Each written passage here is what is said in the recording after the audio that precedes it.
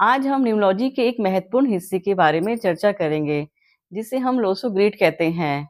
जिस तरह ज्योतिष में जन्म कुंडली बनाई जाती है, उसी तरह हम न्यूमरोलॉजी में लोसो ग्रिड व्यक्ति की कुंडली होती है। ये न्यूमरोलॉजी का एक बहुत महत्वपूर्ण हिस्सा होता है। मैं उमा पांडे आप सभी का इस चैनल पे हार्दिक स्वागत करती हूँ। लोसो ग्रिड की मदद से हम व्यक्ति के गुण, दोष, स्वभाव, स्वास्थ्य, करियर, धन, प्रेम, परिवार और भविष्य में आने वाली चुनौतियों और अवसरों के बारे में संकेत देता है। लोसो ग्रिड देखने में और इसकी संरचना कैसी होती है, इसके बारे में चर्चा करते हैं। लोसो ग्रिड एक 3x3 का एक वर्ग होता है। इसमें 1 से लेकर 9 तक की संख्या लिखी होती है। ये नंबर सीक्वेंस में नहीं होती है, ये रैंडम लिखी होती है। जैसे पहले रो का 4, 9, 2 होता है और दूसरे रो में 3, 5, 7 होता है। इसी प्रकार तीसरे रो में 8, 1, 6 होता है।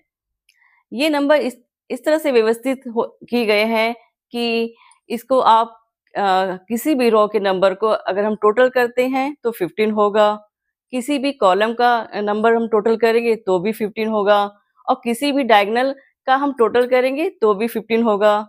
उदाहरण के लिए पहला रो 4, 9, 2 का अगर हम टोटल करते हैं तो 15 होता है। इसी तरह से हम कॉलम के नंबर का टोटल करेंगे 4, 3, 8 तो भी 15 होता है और इसी तरह से डायगोनल का टोटल करते हैं 4, 5, 6 तो भी इसका 15 होता है। लोसो ग्रिड में इन नंबरों की क्या इंपॉर्टेंस होती है और ये अंक जीवन के किन किन पहलुओं से जुड़ा है, तो सबसे पहले हम नंबर 1 की बात करते हैं। तो इसका क्षेत्र है करियर और जीवन पत्र। अगर गुण की बात करें तो गुण में है नेतृत्व, स्वतंत्रता और महत्वाकांक्षा।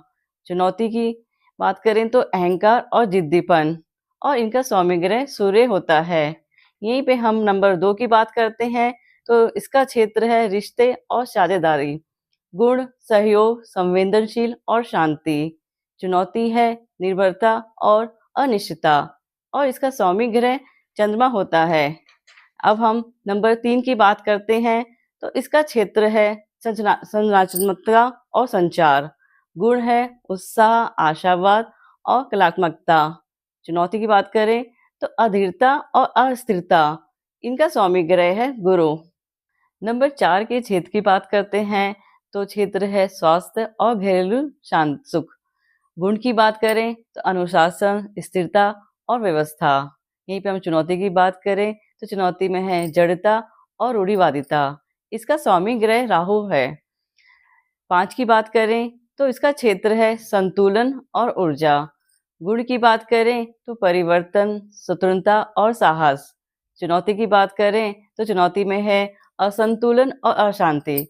इनका स्वामी ग्रह बुध है। अब हम नंबर 6 की बात करते हैं। इनका क्षेत्र है धन और भौतिक सुख। गुण की बात करें तो जिम्मेदारी और देखभाल। चुनौती की बात करें तो लालच और अत्यधिक भावुकता। इनका स्वामी ग्रह है शुक्र। नंबर 7 की बात करें तो इसका क्षेत्र है आध्यात्मिकता और ज्ञान। गुण की बात करें तो गहराई, विश्लेषण और आंतरिक शांति। चुनौती की बात करें तो अलगाव और अति विश्लेषण। इसका स्वामी ग्रह केतु है। यहीं पे हम नंबर 8 की बात करते हैं तो इसका क्षेत्र है सफलता और प्रतिष्ठा। गुण की बात करें तो शक्ति, अधिकार और उपलब्धि। चुनौती की बात करें तो अहंकार और नियंत्रण की इच्छा। इसका स्वामी ग्रह शनि है।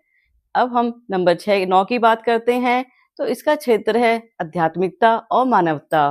गुण की बात करें तो दया, उदारता और साहस। चुनौती की बात करें तो भावनात्मकता और असंतुलन। इनका स्वामी ग्रह मंगल है। अब तक हमने 1 से लेकर 9 अंक तक के क्षेत्र, गुण, चुनौती और उनके स्वामी ग्रह के बारे में बात की। अब हम बात करेंगे कि किसी व्यक्ति के लोसो ग्रिड में कोई नंबर मिसिंग है, जैसे उदाहरण के लिए 2 नंबर नहीं है, तो उस व्यक्ति को उस क्षेत्र में कमज़ोर माना जाता है। न्यूमरोलॉजी में इसके लिए कुछ विशेष उपाय और सुझाव दिए जाते हैं।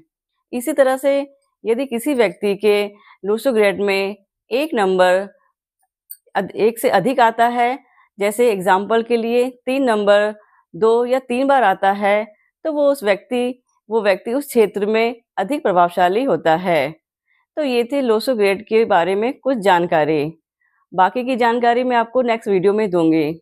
अगर आपको मेरी जानकारी अच्छी लगी है, तो इस वीडियो को आप लाइक कीजिए, सभी दोस्तों के साथ शेयर कीजिए और सब्सक्राइब कीजिए और बेल आइकन को दबाना ना भूलें। अब मैं आपको नेक्स्ट वीडियो में मिलूँगी। तब तक के लिए धन्यवाद। आपका दिन शुभ हो। जय माता दी।